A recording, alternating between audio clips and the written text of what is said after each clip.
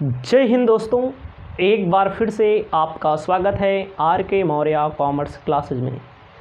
आप पढ़ रहे हैं रोकड़ बजट चैप्टर। इस वीडियो के माध्यम से आपको बताने जा रहे हैं रोकड़ बजट बनाने की रीतियाँ। अपनी कॉपी में हेडिंग लिख लीजिएगा, रोकड़ बजट बनाने की रीतियाँ। रोकड़ बजट बनाने की रीतियाँ। रोकड़ बजट बनाने की कौन कौन सी रीतियाँ होती हैं, तो आपको जानकारी होनी चाहिए। सबसे पहला है प्राप्ति भुगतान रीति। अपनी कॉपी में लिखिएगा, प्राप्ति भुगतान रीति। प्राप्ति भुगतान रीति का मतलब क्या होता है? जहाँ जहाँ से पैसा आता है और जहाँ जहाँ को पैसा खर्च किया जाता है उसे कहते हैं प्राप्ति भुगतान रीति, या इसे कहते हैं रोकड़ रीति। ठीक है। उसके बाद आपको दूसरा नंबर लिखना है बजटेड व प्रक्षेपी चिट्ठा रीति। बजटेड व प्रक्षेपी चिट्ठा रीति। इसको लिख लीजिए अपनी कॉपी में। तीसरा नंबर आपको लिखना है रोकड़ बहाव रीति। रोकड़ बहाव रीति अथवा रोकड़ खाता रीति। रोकड़ खाता रीति। ध्यान दीजिएगा, इन तीनों रीतियों को आप अपनी कॉपी में अपनी सुविधा के अनुसार केवल अभी नाम लिखिए। एक एक टॉपिक हम आपको बताने जा रहे हैं, इसको पहले अपनी कॉपी में लिख लीजिए। आपको ध्यान देना है, रोकड़ बजट बनाने की रीतियों में पहली नंबर रीति मैंने हेडिंग बताया, प्राप्ति व भुगतान रीति। ध्यान दीजिएगा, पहली रीति क्या बताया मैंने? प्राप्ति व भुगतान रीति। इसको हेडिंग लिख लो। अंग्रेजी में बोलेंगे receipt and payment method. Receipt and payment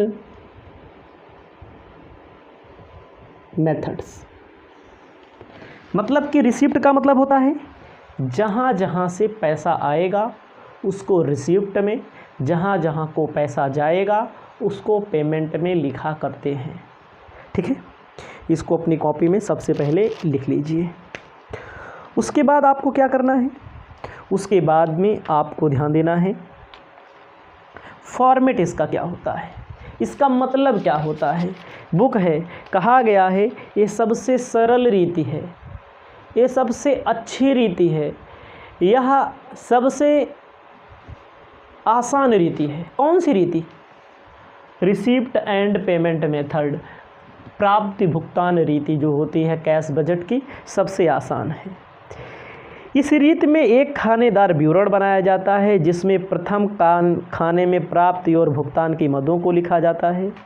मतलब कि एक तरफ प्राप्ति एक तरफ भुगतान लिख दिया जाता है ऊपर नीचे करके। उसके बाद कॉलम बना दिया जाता है जितना महीना दिया हो। कोई बात नहीं है, आपको जब तक देखेंगे नहीं, जब तक सीखेंगे नहीं, तब तक समझ में कम आएगा। कैश बजट क्या बना रहे हैं? रोकड़ बजट। और यहाँ पर पीरियड लिखा जाता है, टाइम लिखा जाता है। क्वेश्चन लगाएंगे तो टाइम लिखेंगे। पहले जितना बता रहे हैं उतना अपनी कॉपी में ऐसे प्यार से लिख लो, आसानी से लिख लो, ठीक है। उसके बाद हम आपको पूरा का पूरा क्वेश्चन, एक एक क्वेश्चन ना समझाएं तो आप हमें बताना सर आपने नहीं समझाया। हमारा यही काम है, पूरी सवाल मैं बताऊंगा। आपको अपनी कॉपी में लिख लेना है। आज मेरा काला मार्कर गायब है, मान लीजिए। आपको लिख लेना है पार्टिकुलर, मतलब होता है डिटेल। पार्टिकुलर का मतलब विवरण। पार्टिकुलर्स के बाद दिया गया है जनवरी, मान लीजिए जनवरी का बनाना है, फरवरी का बनाना है, मार्च का बनाना है, अप्रैल का बनाना है, मई का बनाना है। जब का बनाना हो ऐसे कॉलम बना दिया जाता है। सबसे पहले अपनी कॉपी में लिखना है ओपनिंग बैलेंस। सबसे पहले अपनी कॉपी में लिखना है ओपनिंग बैलेंस। ओपनिंग किसे कहते हैं? जो पिछले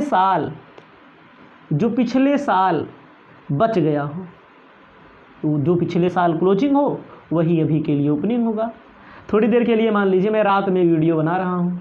आज हमारे घर जो आटा आटा जो बच जाएगा, आज तो क्लोजिंग है, अभी इतना बचा है, कल के लिए क्या हो जाएगा? कल के लिए ओपनिंग हो जाएगा। आज जो आटा हमारा बचा है, आज जो सब्जी हमारी बची है, अभी के लिए क्लोजिंग, आने वाले समय के लिए ओपनिंग, सुबह के लिए ओपनिंग हो जाएगा। तो यही ओपनिंग बैलेंस यहाँ लिख दिया जाता है।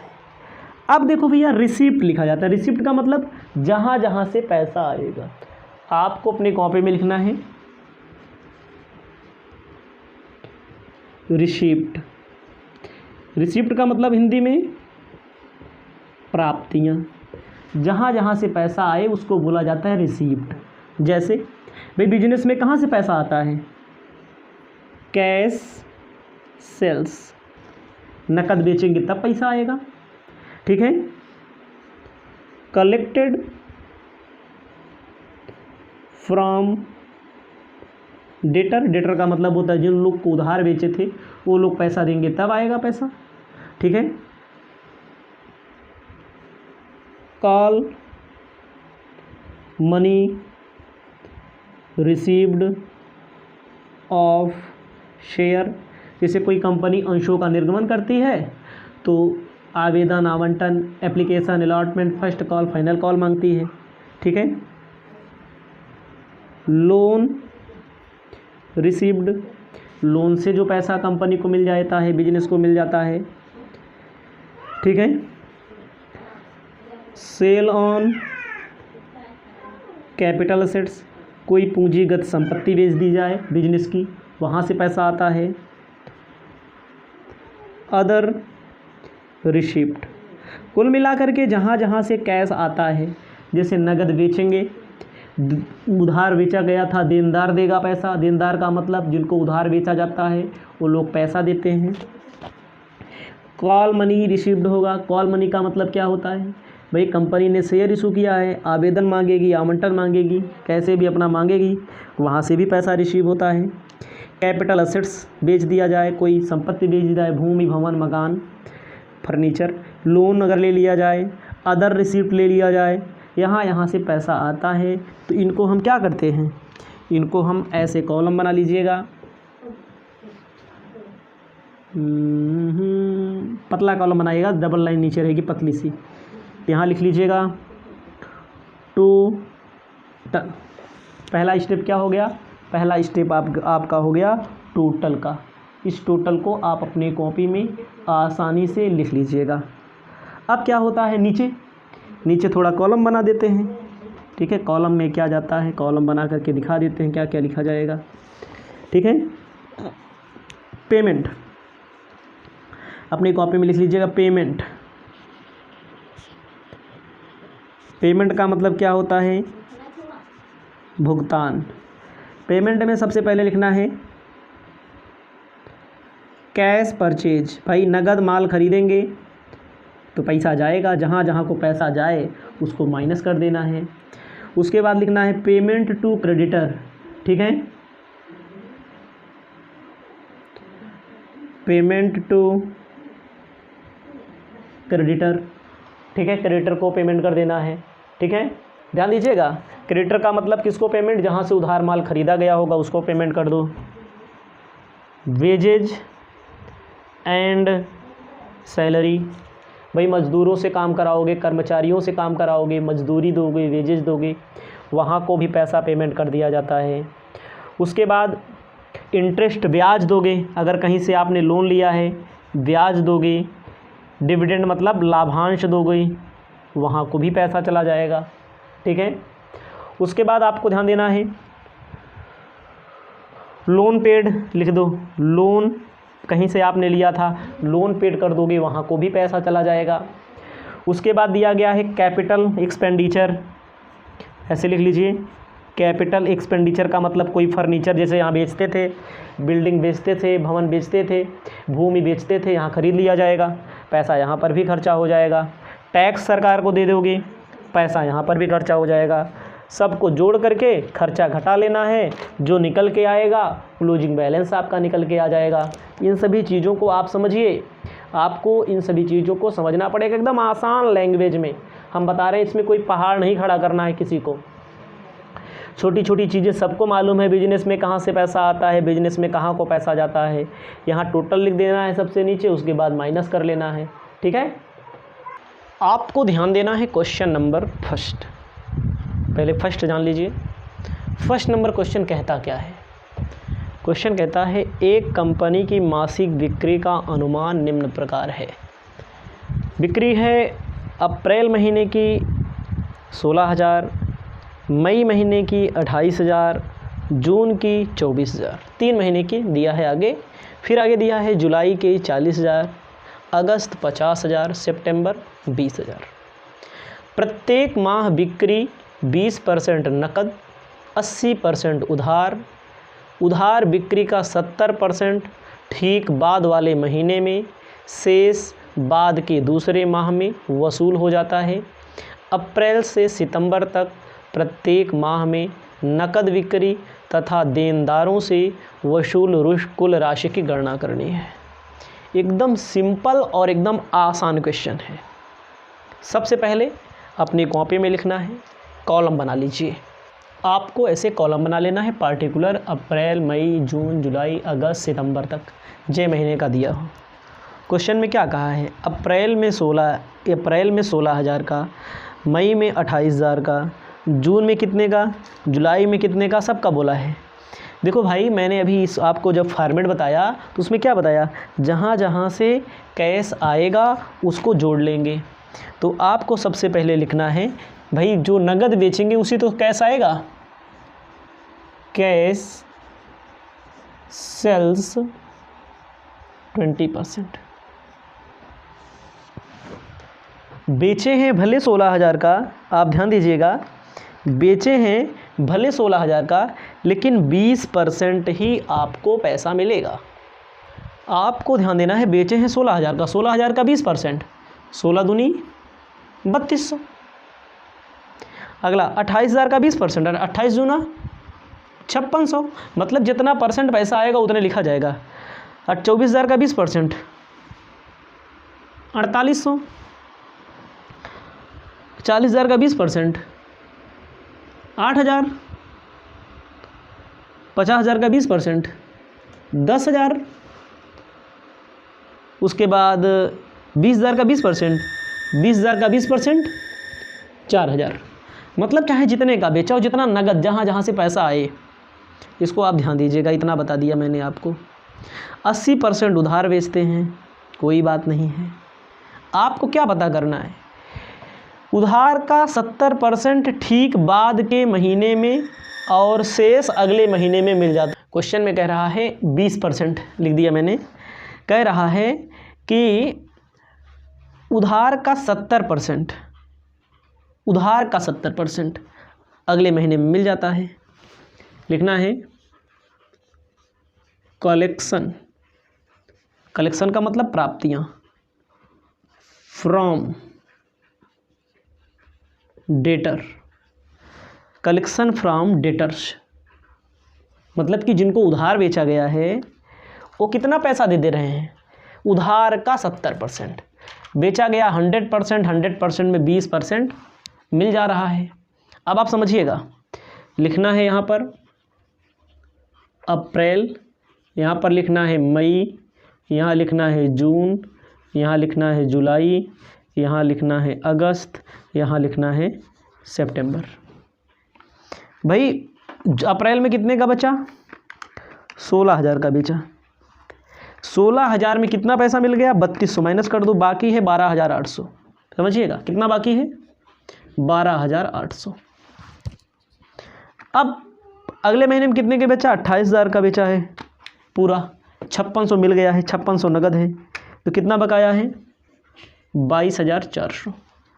अगले में कितने का बेचा? अगले में बेचा 24,000 का, 24,000 में 4800 मिल गया है, 19,200 बकाया है। अगले में कितने का बेचा है? अगले में बेचा है 40,000 का। क्वेश्चन में देखिएगा, बिना क्वेश्चन देखे नहीं समझ में आएगा। कितना मिल चुका है? 20%। 20% कितना मिला हुआ है? 8,000। कितना बकाया है? 32,000। अगले में कितने का बेचा है? 50,000 का। 50,000 में कितना मिल गया? 10,000 मिल गया, 40,000 बकाया है। उसके बाद कहता है क्या? अगस्त में 20,000 का बेचा है, 20,000 का बेचा है, 20,000 में 4,000 पहले मिल चुका है, 16,000 रुपया। ठीक है, सितंबर तक लिखना पड़ेगा क्योंकि इसमें क्या कहा है पहले देख लो। उधार का 70% उसके ठीक माह वाले, शेष दूसरे माह, कोई दिक्कत नहीं है। अप्रैल से सितंबर तक पूछ रहा है, अप्रैल से सितंबर तक कितना पैसा प्राप्त किया है वो। अब समझिएगा इतना ही क्यों लिखा गया? इतना इसलिए लिखा गया कि सितंबर वाला अगले महीने में अक्टूबर में मिलेगा, 1 महीना बाद मिलेगा। ठीक है, तो आपको ध्यान देना है कि जैसे इन्होंने कहा पहले साल कितने का बेचा था? 16,000। 16,000 में 20% यहाँ पर, 80% यहाँ पर। समझिएगा, ऐसे लिख लीजिएगा अपनी जानकारी के लिए, 20% यहाँ पर और 80% यहाँ पर लिखा गया, सबका 80% है जितने का बेचा है। अब कह रहा है कि उधार बिक्री का 70% ठीक बाद के महीने में। अगर यहाँ उधार बेचे हैं तो यहाँ मिल जाएगा, यहाँ बेचे हैं तो यहाँ मिल जाएगा, यहाँ बेचे हैं तो यहाँ मिल जाएगा, यहाँ बेचे हैं तो यहाँ मिल जाएगा।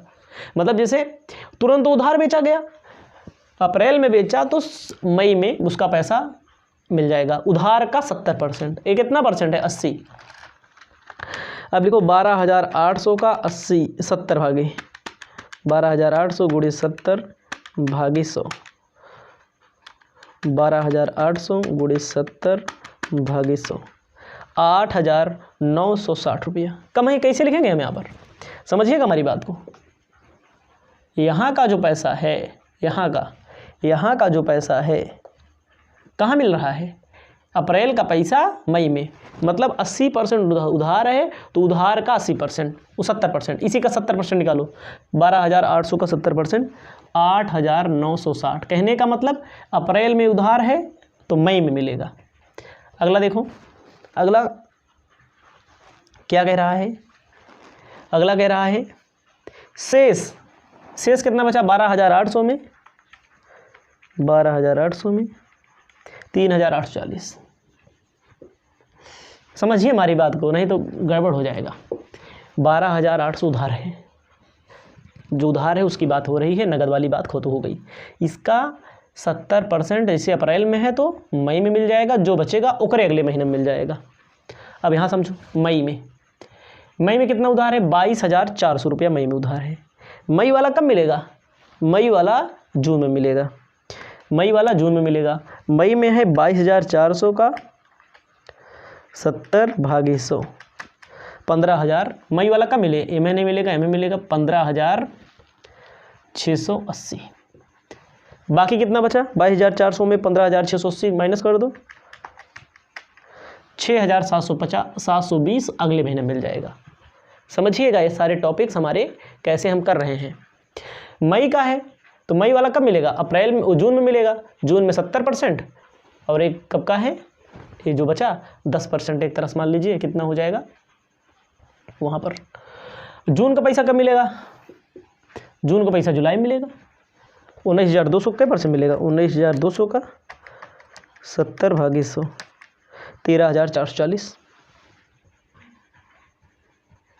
13,440 माइनस 19,200, 5,760, 5,760। ठीक है। उसके बाद आपको ध्यान देना है 32,000 है। 32,000 जुलाई है, जुलाई पैसा कब मिलेगा? अगस्त में मिलेगा। जुलाई पैसा अगस्त में मिलेगा। ठीक है। 32,000 गुणे 70/100, 22,400, 22,400, 22,400 माइनस 32,000, कितना बचा? 9,600, 9,600 अगले महीने मिलेगा। बाकी क्या बचा? बाकी हमारा बचेगा, कुछ नहीं करना है, इसको जोड़ गांठ लेना है। अब समझिएगा। ठीक है। अगस्त का 70%, अगस्त का कब मिले? सितंबर में। कितना बकाया है? 40,000, 28,000 रुपये यहाँ मिलेगा। कहने का मतलब आप समझिएगा, बड़ा लंबा टॉपिक भले लग रहा है लेकिन आसान है।